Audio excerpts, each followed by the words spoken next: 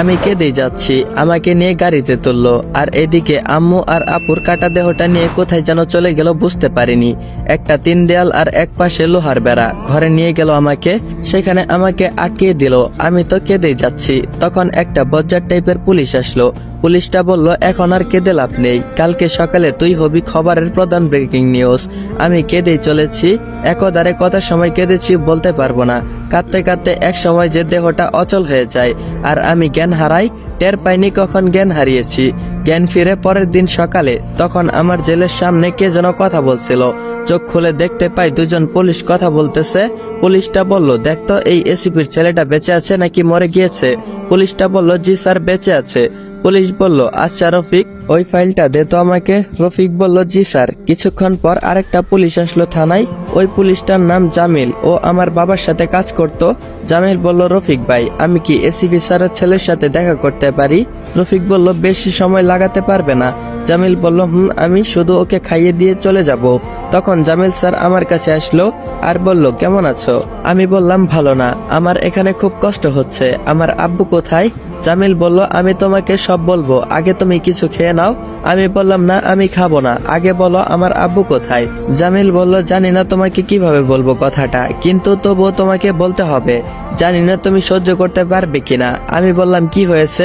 আমি সহ্য করতে পারবো, প্লিজ তুমি বলো আমাকে আমার আব্বু কোথায়।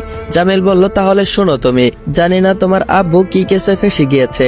আদালত তাকে যাবজ্জীবন কারাদণ্ড দিয়েছে, আর আজ তিনি জেলে থেকে পালানোর চেষ্টা করেছিল, তাই পুলিশ তাকে ইনকাউন্টার করে মেরে ফেলেছে। তোমার আব্বু আজ না ফেরার দেশে চলে গিয়েছে। শুনতেই আমার মাথায় যেন আকাশ ভেঙে পড়লো।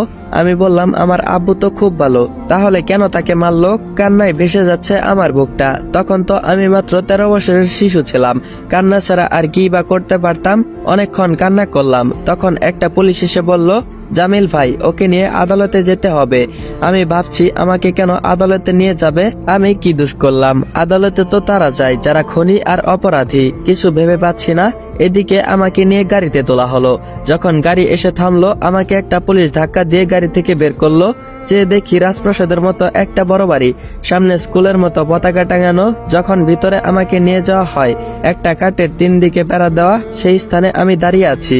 আর এইদিকে সবাই কারো যেন অপেক্ষা করতেছে। কিছুক্ষণ পর একজন ব্যক্তি আসলো আর এসে সবচেয়ে বড় চেয়ারটাতে বসলো। ঘরটা অনেক বড়, তাই পুলিশের পাশাপাশি অনেক মানুষই বসে আছে।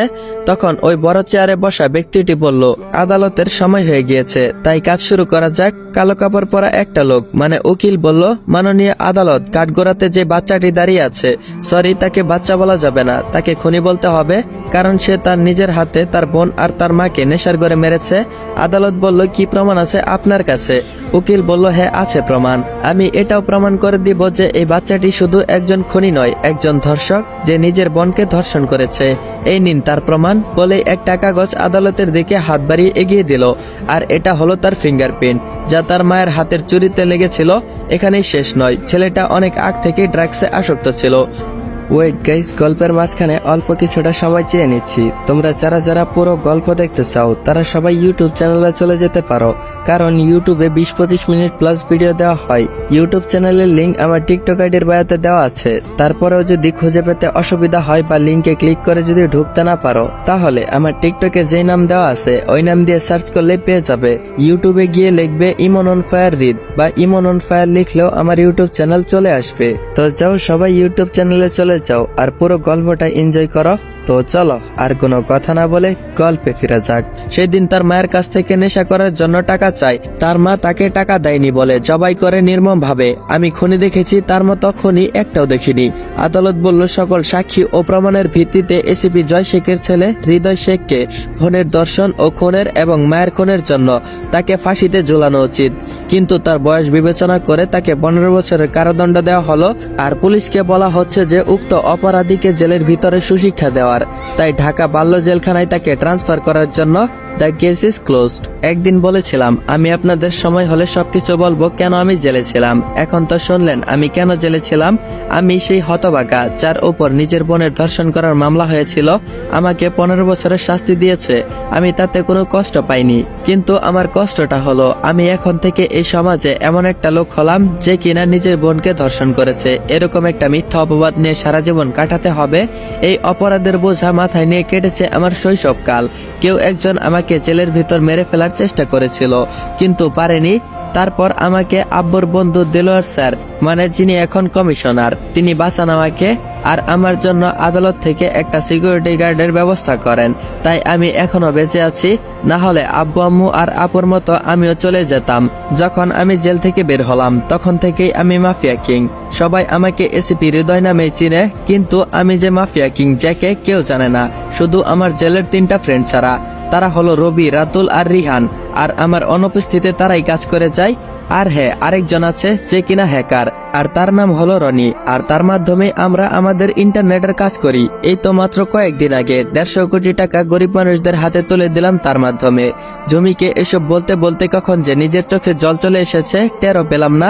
আমি বললাম, এখন বুঝলে তো আমি কে আর কি আমার পরিচয়। জমির চোখ একদম লাল হয়ে গিয়েছে। কখন জানি বৃষ্টি হবে। জমি বলল, বুঝলাম, কিন্তু তুমি কেন আমার আব্বুকে খুঁজতেছ? আমি বললাম, কমিশনার স্যার বলেছেন তোমার আব্বুর কাছে আমি যে প্রমাণ পাবো সেই প্রমাণের মাধ্যমে আমি সেই মুখোশধারী খুনিদের অবধি পৌঁছাতে পারবো। তারপর জমি কান্না শুরু করে দিল। আমি বললাম, এ কি তুমি কান্না করছো কেন? কান্না বন্ধ করো প্লিজ। জমি বলল, প্লিজ আমাকে ক্ষমা করে দাও, আমি না বুঝে অনেক বড় একটা ভুল করে ফেলেছি। আমি বললাম, এমন করছো কেন? তুমি আবার কি ভুল করলে? জমি বলল, তোমাকে সব বলবো, আগে এখান থেকে চলো তাড়াতাড়ি।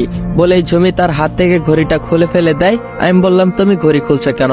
জমি বলল, এখানে ট্রান্সমিটার লাগানো আছে, এটা ফলো করে যখন তখন এখানে পুলিশ চলে আসতে পারে, তাই এখান থেকে তাড়াতাড়ি চলো, এখান থেকে অনেক দূরে। আমি বললাম, জিপে উঠে স্টার্ট দিলাম।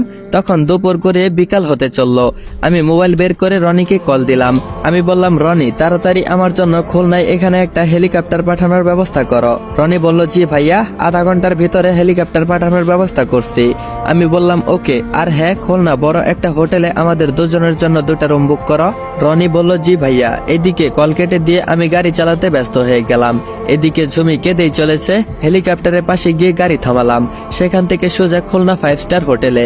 রুমের চাবি নিয়ে চলে গেলাম রুমের ভিতর। তারপর ফ্রেশ হয়ে জমির রুমে চলে গেলাম। আমি বললাম, আচ্ছা এখন বলো তোমার আব্বু কোথায়? জমি বলল, আমি জানি না কে আমার আব্বু। আমি বললাম, মানে?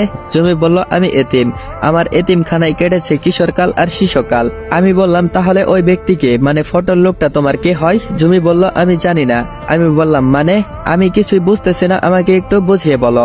জমি বলল, তাহলে শোনো, আজ থেকে 1.5 মাস আগে যখন তুমি একসাথে 15টা খুন করেছিলে, তাই আমাকে সেখানে পাঠানো হয়। স্যার বলল, জমি, সিলেট শহরের অবস্থা বেশি ভালো নয়, তুমি সেখানে যাও।